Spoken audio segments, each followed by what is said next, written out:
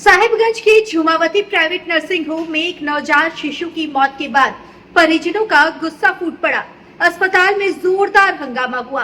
परिजनों ने महिला डॉक्टर स्नेहलता कुमारी पर लापरवाही का गंभीर आरोप लगाया और पुलिस में लिखित शिकायत दर्ज कराई। बताया जा रहा है कि अस्पताल में इलाज के दौरान नवजात की हालत बिगड़ गई, लेकिन समय पर उचित इलाज नहीं मिलने से उसकी मौत हो गई। परिजनों का आरोप है कि डॉक्टर की लापरवाही के चलते यह घटना हुई है। घटना की सूचना मिलते ही पुलिस अस्पताल पहुंची और मामले की जांच शुरू कर दी गई है। इस बीच मृतक के परिवार ने जिला प्रशासन से मांग की है कि लापरवाह डॉक्टर और अस्पताल प्रबंधन के खिलाफ सख्त कानूनी कार्रवाई की जाए। अब देखना होगा कि प्रशासन इस मामले में क्या कदम उठाता है। सिलसिला है, छोटा परिवार मेरा घर है। पिछले 9 महीने से यहाँ पे हम अपने प्रेग्नेंट वाइफ को यहाँ पे दिखा रहे थे। इन लोगों ने हमको सब कुछ अच्छा कहा। नाम क्या है? पत्नी का नाम श्वेता कुमारी है। कल भी दिखा के गए हैं तो बोलिए कि सब कुछ ठीक है। रात में अचानक से उनका वाटर लेवल डिक्रीज होने लगा तो हम 3 बजे सुबह यहाँ लेके आए इनको।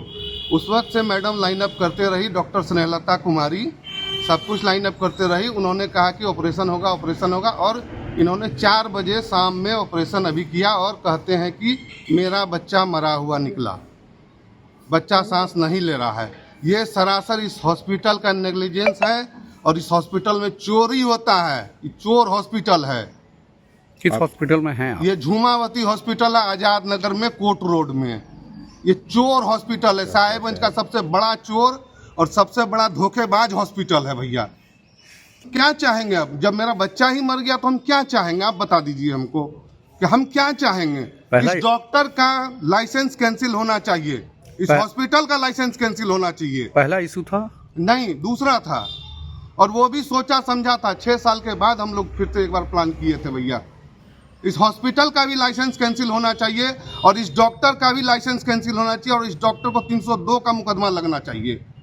ये इनका एक 5 साल का बच्चा है, इनफर्टिलिटी थी, बच्चा नहीं आ रहा था। तो बच्चा नहीं आने के समय से इनका इलाज किया है। बच्चे आने के लिए उनको ओव्यूलेशन इंजेक्शन दिया, बच्चा ठहरा। 9 महीने मेरे पास ही इलाज चल रहा था। माँ को थायराइड की समस्या थी और कुछ और हाई रिस्क एज सच नहीं। फिर अभी आज के दिन उनका हम लोगों ने थायराइड की वजह से थोड़ा सा और बच्चा कहीं सेकंड, इनको भी डर था कि क्या पता बहुत प्रेशियस प्रेगनेंसी है, बहुत दिनों बाद आया है, तो हम लोग थोड़ा पहले प्लान कर लेंगे। हम लोगों ने भी पहले डिलीवरी का प्लान किया। हमने कहा था उनको कि 2 इंजेक्शन देंगे बीटामेथासोन का, क्योंकि 37 सप्ताह से पहले डिलीवरी करना अच्छा नहीं, मतलब वो बच्चे के लिए असुरक्षित है क्योंकि बच्चा प्रीमेच्योर होता है। तो हम लोग डिलीवरी जब प्लान किए थे उससे पहले ही वो आज 35 सप्ताह, आज उनका 35 सप्ताह लगभग हो रहा था। 35 सप्ताह 3 दिन, 35 सप्ताह 3 दिन में वो भर्ती हुए, बोले कि पानी गिर रहा है। हमने उनका फ़ोन रात को 3 साढ़े 3 बजे रिसीव किया। हमने उनको बोला आप भर्ती हो जाइए, हम लोग कुछ एक स्टेरॉइड इंजेक्शन देंगे जिससे कि बच्चे की लंग मैच्योरिटी होती है। बच्चा अगर प्री मैच्योर होता है तो वैसे में उसको सांस की तकलीफ हो जाती है जन्म के समय। अगर तो हम लोगों ने उस स्टेरॉइड कवरेज के लिए एक इंजेक्शन दिया उनको 4 बजे सुबह और वेट किया। हम लोग लगातार अल्ट्रासाउंड से और सीटीजी से मॉनिटर कर रहे थे। बच्चे का धड़कन लगातार सही था, पानी साफ था और हम लोग ने सिजेरियन के लिए प्लान किया। जब सिजेरियन के हम लोग को थोड़ा टाइम चाहिए था, स्टेरॉइड कवरेज के बाद कुछ घंटे वेट करना होता है ताकि वो भी फुल डोज हम लोग स्टेरॉइड कवरेज नहीं कर पाए क्योंकि पानी तब तक चला जाता।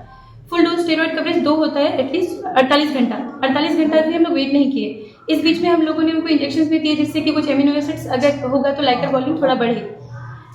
फिर सर हुआ कि एक इंजेक्शन में एटलीस्ट ठीक है थोड़ा बहुत प्रोटेक्शन आएगा। सिजेरियन के लिए प्लान किए। अभी सिजेरियन कर रहे थे तो अंदर में पूरा डेंस एडेशन मतलब है कि बच्चादानी जो है आसपास की चीज़ों से, क्योंकि उनका पहला एक सिजेरियन था, आसपास की चीज़ों से चिपका हुआ था। उस दौरान वो बच्चेदानी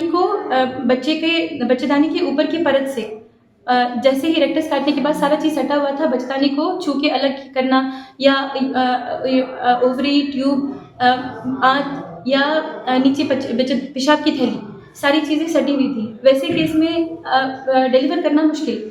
वैसे में इंसिजन को भी बहुत सोच समझ के देना होता है। किसी तरह हम लोगों ने थोड़ा सा एक एरिया बनाया, छोटा सा एक इंसिजन किया जिससे कि बच्चा को डिलीवर किया जा सके। इस दौरान जब बच्चे को डिलीवरी आ रही थी तो कॉर्ड भी आ रहा था। इस डिलीवरी के समय वक्त लग गया, करीब 30-45 मिनट लग गया और बच्चा जब बाहर निकला तो रोया नहीं। हार्ट था थोड़ा बहुत, जो भी हमारे पेडियाट्रिशियन है उन्होंने इंजेक्शन कवरेज करके एट्रोपिन, रिनिन उनको इंट्यूबेट किया, एयर सप्लाई दिया, उसके बाद भी बच्चा जीवित नहीं रह पाया। इनका सवाल है कि बच्चे को अगर पानी गिर रहा था तो इतनी देर वेट क्यों किए? तो हमारा जवाब है स्टेरॉइड कवरेज के लिए। अगर 5:30 बजे सीजन हुआ होता और अगर तभी हम लोग बच्चे को बचा तो बच्चा प्रीमेच्योर है, ऐसे भी नुकसान हो सकता था। स्टेरॉइड जब हमारे पास टाइम है तो हम लोग को स्टेरॉइड कवरेज के लिए वेट करना चाहिए। ये हमारे बुक्स में लिखा है, सारी जगह लिखा है। फिर 7 माह के बच्चों को कैसे बचा लिया जाता है? उसमें भी 100% गारंटी नहीं होती। कई 7 महीने, कई 9 महीने में कभी बच्चा नुकसान हो जाता है, कई बार 7 महीने कभी बच्चा बच जाता है। ये तो person to person, patient to patient और कंडीशंस पे डिपेंड करती हैं। हर पेशेंट एक जैसा नहीं होता। मेडिकल साइंस में कभी 2+2 4 नहीं होता, कभी 3 हो जाता है, कभी 5 हो जाता है। ये हमारे भरोसे के, हमारे ऊपर नहीं है। ट्रीटमेंट में अगर कोई गलती हो तो बताएं। जी, बच्चे का पानी भी ठीक था, पानी साफ था, बच्चे का धड़कन लगातार मॉनिटर किया जा रहा था सीटीजी में और अल्ट्रासाउंड में। दोनों ही चीज़ों में कंडीशंस ठीक लग रही थी। हमारे पास सारे ट्रेसिंग्स हैं, सारे रिकॉर्ड्स है, सारा ग्राफ रिकॉर्ड्स है। बच्चा कभी स्ट्रेस में नहीं आया। और उसके बाद एक बेटामेथासोन को कवरेज देना था। अगर वो कवरेज नहीं देते तो बच्चा ऐसे ही नुकसान हो जाता। शायद हम 5 बजे सिजेरियन करते और बच्चा नुकसान हो जाता। तो हमारे ऊपर एक सवाल आता कि आपने बेटामेथासोन कवरेज क्यों नहीं दिया।